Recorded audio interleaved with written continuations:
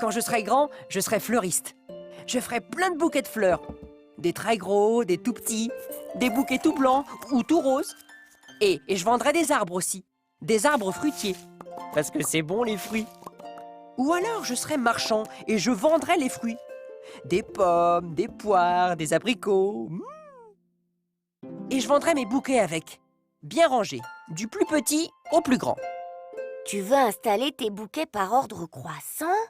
Mais comment vas-tu faire pour les ranger dans l'ordre? Déjà, je vais ranger le plus petit. Ça débarrassera un peu. Le plus petit de tous, c'est le 6. Il n'a qu'un chiffre, on le repère vite. Celui-là, on ne s'en occupe plus. Maintenant, il faut trouver celui qui se range juste après le 6. Je cherche le plus petit chiffre des dizaines. C'est le 1.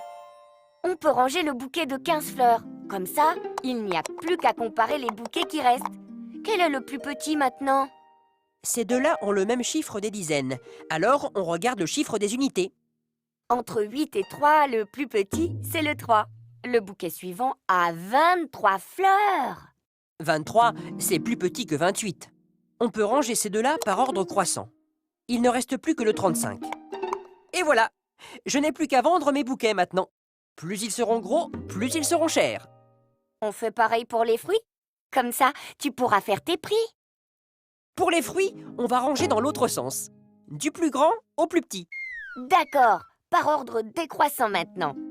Pour ranger une liste de nombres, il faut choisir un sens de rangement. Puis on cherche le premier, on l'élimine de la liste et on recommence.